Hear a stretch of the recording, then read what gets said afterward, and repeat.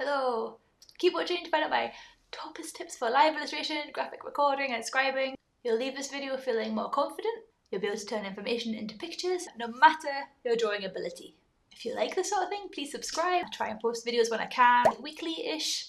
So yeah, be lovely to see you here. I'll put the magical button, ding, with the bell and stuff. So in case we haven't met, hello, my name's Katie. I'm a full-time illustrator.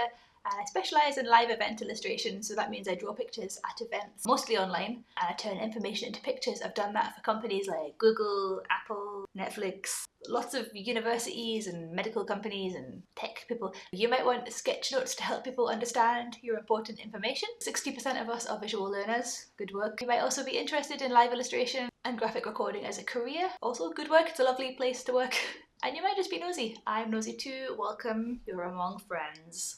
Tip number 1 is to draw. Draw as much as you can, draw all the time. Observational drawing of real things in front of you. That's going to help so much. If you can draw while looking at stuff, that's going to help you draw when you're like making things up out of your head.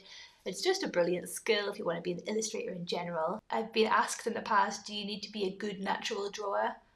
I would say you have to be a good drawer, yeah, definitely, but like natural good drawer? Like, is anybody naturally a good drawer? Some people enjoy drawing more. This is a whole other debate, isn't it? Like, I feel like driving a car is a bit like drawing in that. Some people love driving and pass their test really quickly and easily, and other people have to work at it a bit more. Everyone can draw. You can write your name. You can learn to draw.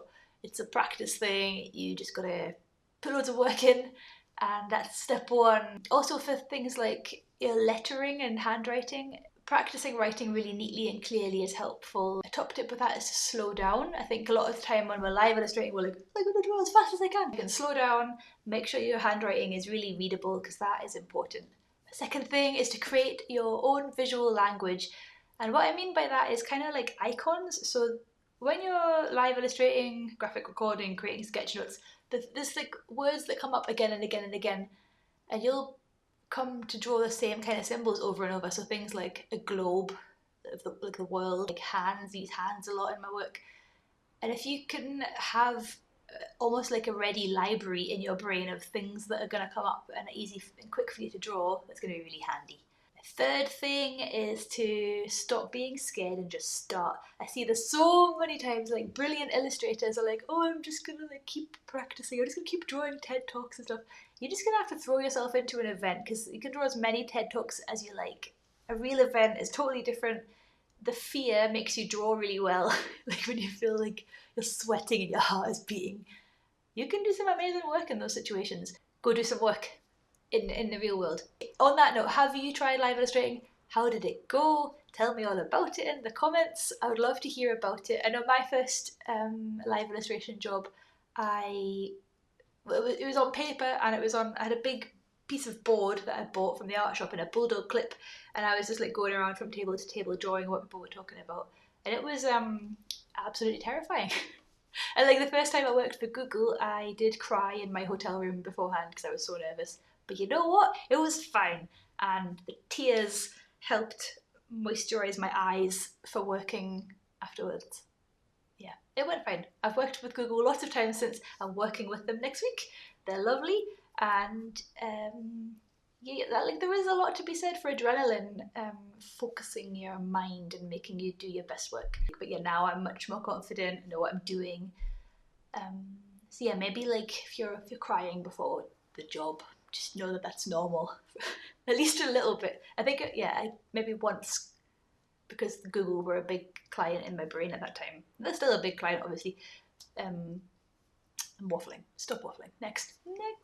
So my 4th tip, if you're going to be practicing with TED Talks, do not hit pause and do not zoom in and out on your iPad if you're in Procreate. That's going to really help you keep up, be selective about what you're drawing. If you hit pause, it's completely obvious and you're just going to write down way too much information. We do not need all that information.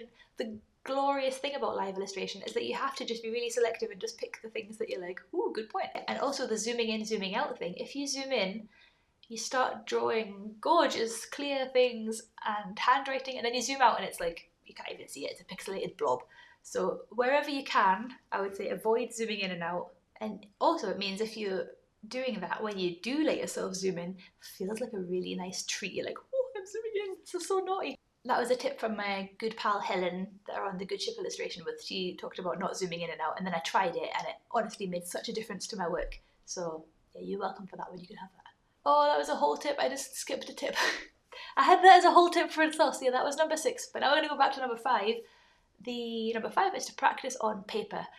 Again, the iPad is glorious, but you can get really hooked on it and addicted to being able to like lasso things and move things and rub things out. So if you practice on paper, you're gonna be shit hot, basically. And if you're used to drawing on paper, you're less likely to do like feathery, worried lines. You're just gonna go in confidently, do the work. You're not gonna be like faffing about as much. Maybe when you're doing a TED Talk practices, you can think about drawing on paper rather than on your iPad. Of course, practicing on your iPad is really helpful too, because you're going to get used to like the slippiness and the lack of friction when you're writing. It's very different to paper. Even with a paper like screen protector, it does feel quite different.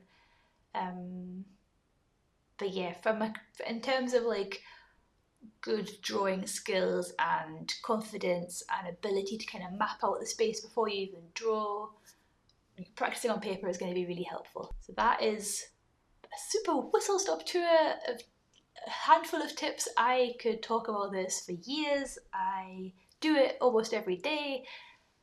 So yeah, I'll stop there. I'll just like restrain myself from giving more tips. In 2020, I co-founded the Good Ship Illustration with my good friends Helen, that I mentioned before, Helen Stevens, who's a picture book illustrator, and Tanya Willis, who is a map maker / editorial illustrator. Yeah, we help illustrators and image makers navigate a creative career. We've got a podcast, we do a free art club, we've got a picture book course, we've got a course about finding your creative voice. The business course is coming really soon, so if any of those sound exciting or useful to you, I'll pop the description below and you can find the links there. You might at this point as well be realising, oh man, sketchnotes are really difficult, I can't actually do this.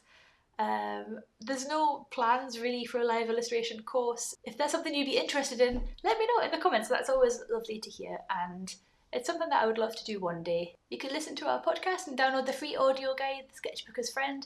I'll pop those links down here for you. It'd be lovely to see you at art club as well. We have some pop-up art club times sometimes, so yeah. Do you need sketchnotes or live illustrations and now you're realising it's really hard, I'm not going to be able to do it myself? Hooray! That's what I'm here for. Get in touch if you'd like to book me or a member of my lovely team to live illustrate at your event.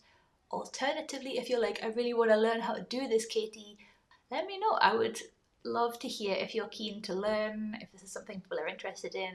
Like, my brain is packed full of this information. So enjoy the rest of your day and I'll see you soon.